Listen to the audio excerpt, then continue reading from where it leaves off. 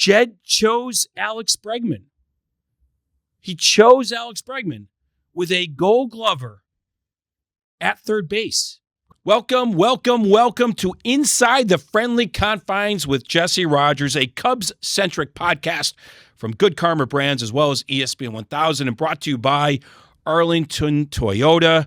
Wherever you are listening, I welcome you once again to our debut episode, what I hope will be a long-running podcast or video cast if you're watching on YouTube. Of course, you can find us on the ESPN Chicago app. We're going to take your comments, your questions, leave them at our YouTube page or tweet my producer of this great podcast, Jack McGrath. Jack, where can they find you? They can find me at Jack McGrath 1000 on Twitter. I'm coming at you as a reporter. I want to take you inside, hence the name, the Friendly Confines, inside the locker room. You'll hear from the players, the coaches, the front office. I intend to get them on this podcast as well. We'll do that in due course. First, we have to figure out what's going on with this team, struggling right now as they start a road series. We're taping this podcast, our debut episode, on Tuesday before the team takes on the Colorado Rockies. So we'll have different segments, different guests, and obviously react to everything that's going on a day-to-day basis, dropping this podcast twice weekly inside the Friendly Confines. Tell your friends, tell your family about it, and hopefully you'll enjoy the ride. This team certainly has given us a lot to talk about. Let's go with the first pitch. How did we get here? How the heck did the Cubs end up just a couple games above 500 here as we head to mid-June, 8 games behind the Milwaukee Brewers after getting off to such a great start at 27-12, first place, everything going well offensively. Yeah, they had a pitching injury with Cade Horton, but there were enough things going right on the mound that you figured, okay, they'll overcome that injury and at least be in the race. That's not happening right now. Certainly, they're still in contention, but not the way they were a month ago. They've dropped over 10 games in just a month's time. You know, Jack, I can understand what's going on the mound a lot easier than what's happening at the plate. I think most people can. Losing Cade Horton, losing Matthew Boyd, losing Justin Steele longer than people thought has maybe caught up with them. I sort of can understand that. They were overcoming those issues earlier because of their offense, but now it's caught up with them a little bit. Their starter's ERA is down near the bottom of the league. Maybe some unexpectedly poor performances by Jameson Taillon, but that's offset by getting an unexpected good start to Ben Brown's season, for example. You had Shota Imanaga, good, and then more, kind of bad recently. And then the bullpen's kind of been up and down. I certainly wouldn't blame the bullpen for their pitching woes when you talk about a starter's ERA down at the bottom. But those struggles kind of make sense to me. Shouldn't be this bad. But how do you lose your top 2 starters and overcome it? It's not easy. Maybe some other teams have done it better, certainly. But I sort of get it. It's essentially been top 3 too, Jesse, because Matthew Boyd's been hurt for the past 3 weeks as well. So you're missing Steele, you're missing Horton, you're missing Boyd, you missed Edward Cabrera for a bit, not that he's been great anyways, but you've been missing a significant part of your rotation for most of this season. And so that's explainable to me. What's unexplainable to me is how the offense has faltered. Yeah, the real head scratcher here is the offense over the last month or so, and it's really hard to get your head around it. How can you be that good and that bad? And I think there's something in their DNA that might explain it a little bit, and it has to do with being undersized, not having the home run to fall back on. You might say, well, Jesse, the Milwaukee Brewers don't hit home runs, and they're first in the league in scoring. That just might be an identity thing. They know exactly who they are, and they have to lean into it. I thought the Cubs were going to be deep back in February and March, and they proved to be so in April when Craig Counsell could basically point to anybody on that bench, and they'd have success. You had a righty on the mound. Here comes Conforto from the left side to give a good pinch hit. You got a lefty on the mound. Here comes Matt Shaw off the bench to give a good pinch hit, or Carson Kelly or Miguel Amaya. It all was working out, and you had enough guys hot in the lineup that they could really pass the baton to the next guy. Then it seemingly dried up. And I think therein lies the problem. A deep lineup is great, but it also needs 6 or 7 guys going well at the same time. We saw this in the comeback against the A's the other day. They had, 7 hits in the 9th inning? It was great. But how often are you going to get 7 hits in an inning? Somewhere along the way, you need a home run or two. Now, Ian Happ has hit home runs. PCA lately has hit home runs. But it's not a home run hitting team.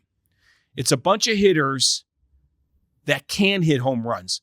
There's a difference there. And I do think it's an undersized team that kind of can't fall back on the home run when it's needed.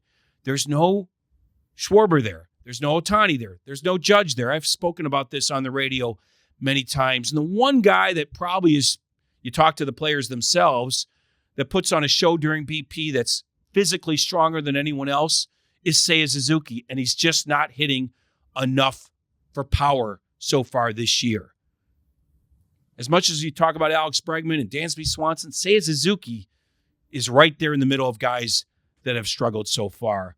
So as much as it was going 6 or 7 or 8 guys hot at the same time in April, the opposite has happened here, and there's no fallback with the long ball.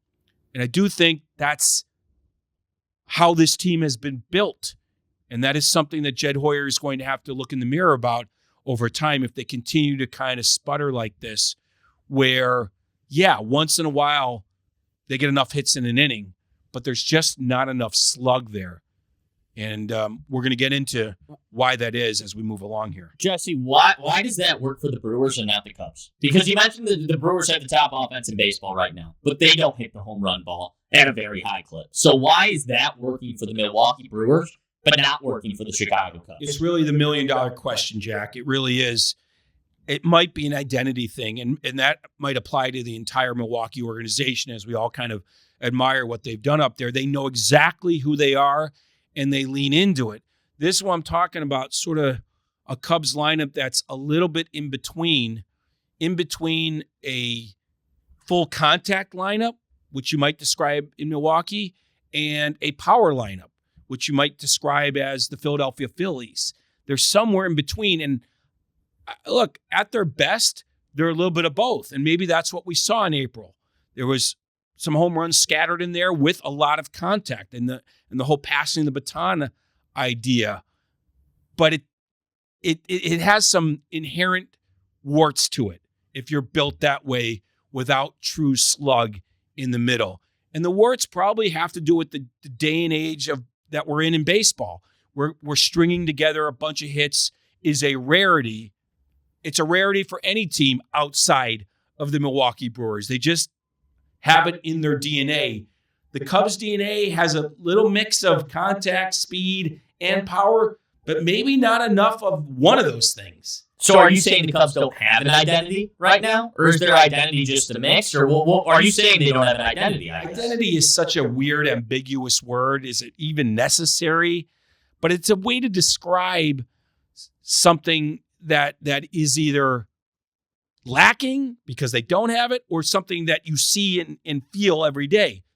Using Milwaukee as an example, you kind of see it. You know what their identity is. You're not exactly sure with the Cubs. So this is something I think they've got to figure out over there. I'm not sure it's a hitting coach thing or anything like that.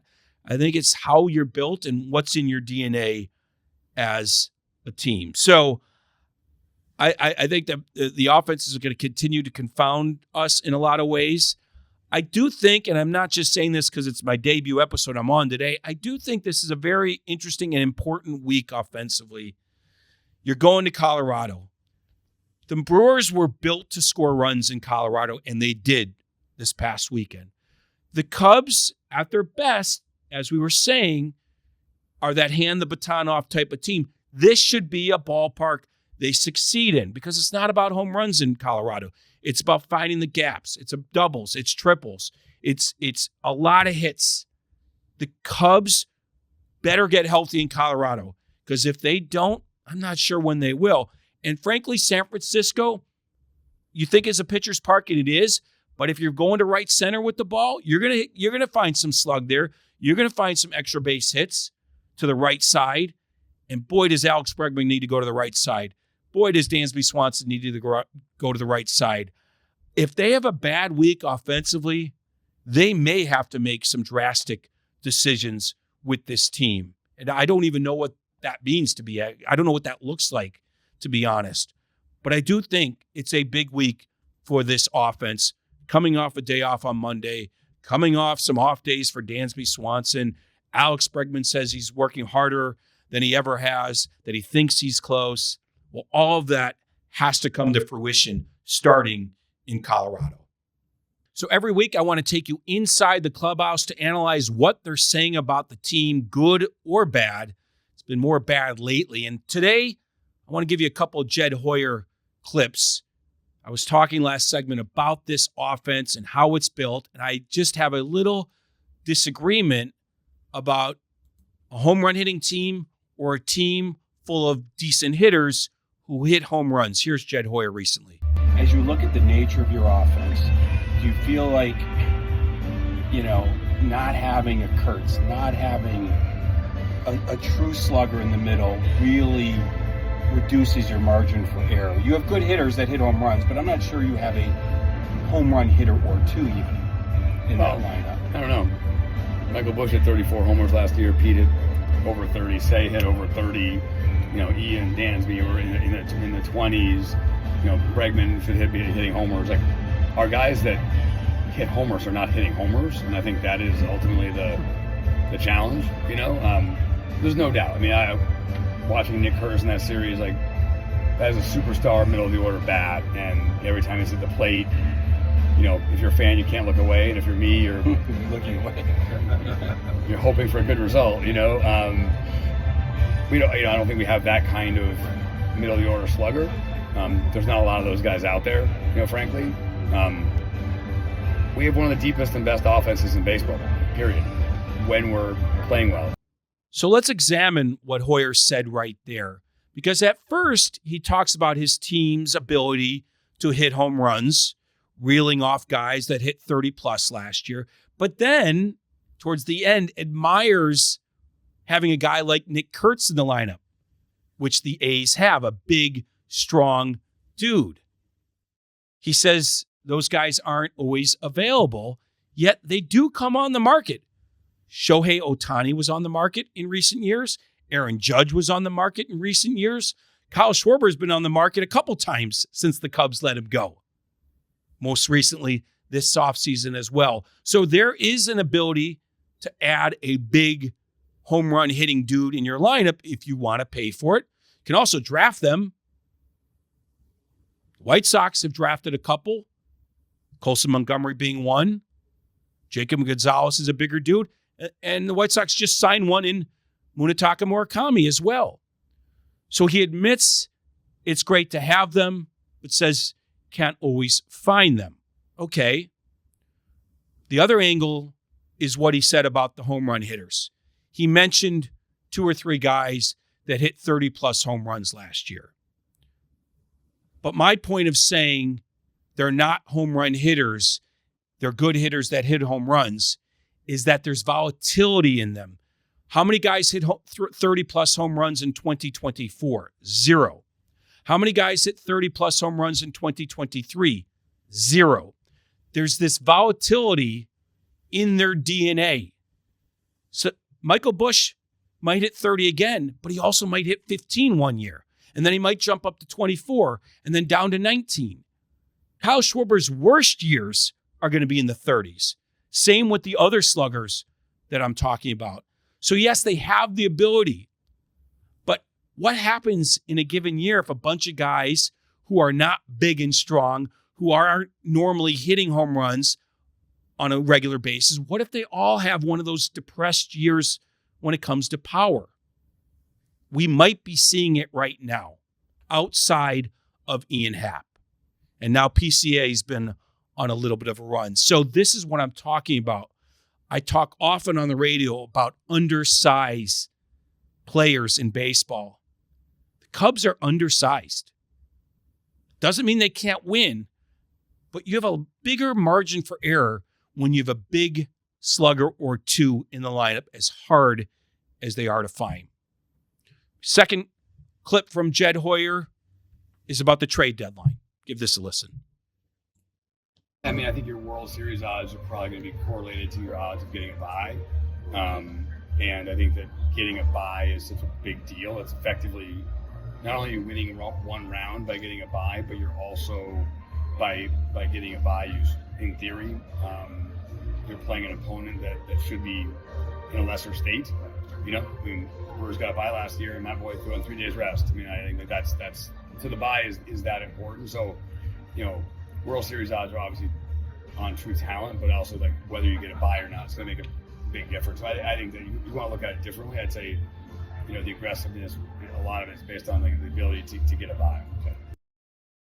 So I actually agree with Hoyer on that point. I don't think the trade deadline should be your savior. I don't think it's the thing that should bail you out with no guarantee that it will. I don't think the Cubs should trade for Skubal in the position they're in. Now, I understand it's counterintuitive. The worse position you're in, the more you need an ace, right? But I'm not sacrificing the future and actually letting my front office off the hook by crossing my fingers that Skubal is going to take you from 2 games over 500 to 12 games or 15 over 500, which he can't do by himself, though obviously getting good players might impact players around you. In 2016, the Cubs were in first place. We knew they were going to the postseason. They had a good closer in Hector Rondon, and yet they traded their top prospect for Aroldis Chapman. That's when you make the bold move. That's what he's talking about when it comes to World Series odds. When you have a true chance to win the World Series, you go for it. You sacrifice your near-term future for a big name. When that big name only increases your odds by a few percentage points, you don't do it. You don't do it. As much as you're desperate and you need it, you don't do it. I actually agree with him on that point, but he's the one that kind of made this bed, so he's got to sleep in it. So I don't feel like he should try to bail himself out of a bad situation by mortgaging the future for 2 months of Tarek Skubal. So it's, again, counterintuitive, but I actually agree with him on this point. The trade deadline is overblown. Yes, obviously acquiring players like that can have an impact. In fact, relievers have the biggest impact. That's why you see so many good ones get moved. They can impact playoff games every single night. We've seen guys pitch in all 7 games of the World Series. That actually has the biggest impact on your team. A good bat, maybe he gets hot, maybe he doesn't.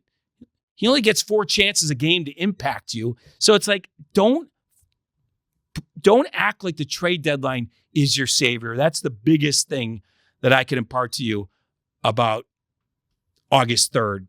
That's the deadline this year. We're way away from it. So a lot of time between now and then to figure out what this team needs and what they'll do. But the worse you are, the less big you go. That's kind of my feeling on it. Time for the first ever Inside the Friendly Confines mailbag. I'm sure these questions will be very rational and without emotion, considering what's going on with the team. Let's go over to Jack McGrath, where he'll tell you where you can leave a question. Well, I've got Twitter pulled up right now on my phone where you can leave questions at Jack McGrath 1000. Also, on this episode or any episodes, just leave a question for Jesse in the comments, and I'll go through all the comments and I'll ask the questions to Jesse in our mailbag. I'll ask the best questions to Jesse. I'm not going to ask every question. We might get too many, but I'll ask the best questions to Jesse. And speaking of rational, I've got one for you right away, Jesse. This one's from Ricky. Remember, you answered this question as 0 previously on Twitter. But he asks, 0 to 100 chance Jed or Craig gets fired if this continues. I mean, of course, there's always a number that you get to. 10 games under, 20 games under. I mean, there's always a number, but within reason, if they continue to struggle, I think it's a very, very small chance. They're both under contract for a long time. We have a labor issue coming up that's going to muddy the waters when it comes to baseball. I don't think Tom Ricketts wants to add another layer of what's the word I'm looking for? Unsuredness, if that's the uncertainty, right word, uncertainty to his situation with this team right now. Obviously, there's always a number, as I said before, but I would put it at highly, highly doubtful, under 10%.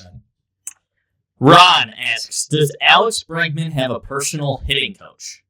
Oh, yeah, he does. And he's at every homestand. I've talked to him often. They're working hard. I've never seen someone work as hard as Bregman has. I mean, he flies up this guy every homestand. They video every BP. They're diving into numbers. Maybe it's too much work. That's the other end of it when it comes to hitters. Sometimes you put in too much work and you just need to read and react. But this is how he's always gotten out of slumps before. So, yes, he has a personal hitting coach. He's on the field. He's with Bregman the whole way. The team approves of it. Every player has his own. Not many bring them to Wrigley Field for every homestand. There might be a point where Bregman says, hey, stay home. I'm not looking at any stats, analytics, video, or anything. I'm just going to read and react. That's not been Bregman's way in the past. But let's see. They told me he's getting close. They've also told me that sometimes there's a step back to go forward. Unfortunately, it's happening as they're losing games. You kind of would love all that work to have been done in spring training. That wasn't the case. So let's see if a step back eventually leads to a step forward. But the answer to the question is yes, he does. This one comes off of that question a little bit. Clint asks, Jesse, can you hit with runners in scoring position? And if so, how long until you can get activated and on the roster? I mean, let's say his average 125 or something with runners in scoring position. I might be able to get to 100, maybe, if I close my eyes. It's baffling. It really is. And that's why Jed Hoyer, Craig Counsell, and the rest of the group over there just believe it'll change. It's so extreme right now in a bad way that positive regression is due. That's what they have to hope for. Counsell did mention there are outlier seasons that never find that regression in a good way or a bad way, and you just end up with what you have. They're hoping that that's not this year, especially since they did have it pretty good for a month. Now it's been a little bit longer than a month, but there's been bad, there's been good. They're hoping it gets back to good again. Username Senator Darwin asks, who's to blame for this mess? How long's this podcast, Jack? Yeah. This will be our last one. So. You know what's funny? For once, I think we can all kind of agree, at least in the micro, this isn't on ownership. Tom Ricketts approved enough payroll this year to win in the NL Central. Probably has the last few years. But they're going to pay the luxury tax. I think that's always a question. If you're not willing to pay the luxury tax, are you really committed? Well, they're willing to pay it. They're not going to spend as much as New York or LA. Okay. But enough to compete in the NL Central, yes. So for once, we probably can't look at ownership, right? He approved Alex Bregman's contract, the extensions with Horner and PCA, et cetera, et cetera. So now you go down the ladder. There's enough blame to go around. Players. The manager is ultimately the guy, right? It's a result-oriented business. If the results aren't there, it is on Craig Counsell. He knows that. But if you really are forcing me to choose, you kind of, if you've listened to this podcast so far, know where I'm going with it. Jed chose Alex Bregman. He chose Alex Bregman with a Gold Glover at third base, Gold Glove candidate, finalist, at third base, who was one of their better hitters in the second half. He chose to spend the money on Alex Bregman. Now, the Bregman story is not written yet, but you can't take back the first 2 months and, in his words, how much he's contributed, paraphrasing here, to their struggles. If he comes through a little bit more, they win a few more games. But the story's not completely written. But again, he chose Alex Bregman. He sat Matt Shaw. He chose the pitchers in the draft who have gotten hurt again in Cade Horton and Justin Steele, both of whom had injuries before they came to the Cubs. He chose a more undersized team, as I've been mentioning on this podcast. The decisions Jed Hoyer made, to me, have led them more to this point than anything else. And if you don't like Craig Counsell, we can always say, Jed Hoyer hired Craig Counsell. Like, that's where, it can trickle up, it can trickle down. But if you really want to get to the nitty-gritty, Jed Hoyer made a bunch of decisions. I mean, just this past offseason, in Alex Bregman, in Edward Cabrera, in Hunter Harvey, in Phil Maton, that just haven't worked out. Now, it's everywhere, though. I mean, are the coaches coaching up these players right? I mean, I don't know. How do you just, that's not something we can measure. The only thing we can measure are the results. Is Craig Counsell saying the right things to each and every player? I don't know. All we can measure are the results. I talk to players. I've talked to players that applaud Craig Counsell even after they've left. I've talked to former pitchers who say Craig Counsell was the best at managing their health, which might explain why against the White Sox, he didn't pitch Palencia 2 innings and then didn't need him against the Brewers when they got swept, which might explain why Ben Brown was pulled the other day under 90 pitches and immediately the reliever gave up the home run. He takes care of pitchers' health, which should eventually help the team as well if you've got healthy pitchers down the stretch and in the playoffs. But is it Craig Counsell's fault that Phil Maton's not pitching well? Is it Tommy Hoddesby's fault? Maybe, but I can't prove that. But I can say that the front office chose these players. And frankly, I've been wrong about, in a big way, 2 reporting things in the last decade, in my opinion, that I put on myself. I did not think the Cubs would sign Craig Kimbrell, and I ignored any sort of smoke I heard about it. I just didn't think they were going to do it. That was a decade ago, almost. I also did not truly believe they would sign Alex Bregman. I ignored the smoke there as well. I knew they talked to him. They talked to him at the winter meetings. First, I didn't think they'd meet his price tag, especially considering they had a Gold Glove finalist at third who was improving on offense. Now, Matt Shaw is no Alex Bregman when it comes to the resume, but Matt Shaw was cheap labor where maybe you could take the money and invest it into a position or two that was more needy. They didn't do that. Jed Hoyer really liked Alex Bregman for a lot of reasons. I like Alex Bregman for a lot of reasons. But at the end of the day, if it doesn't work out, that's going to be on Jed Hoyer. Certainly not Craig Counsell or the hitting coaches. There's nobody more as you just asked me about his hitting coach, there's nobody more self-aware of his issues or whatever than Alex Bregman. So if he fails, it's on him. If he succeeds, it's on him and nobody else. So you're asking me if I had to choose one person? Jed Hoyer chose these players and put together this team the way he wanted. So to me, it's on him as much as anyone else.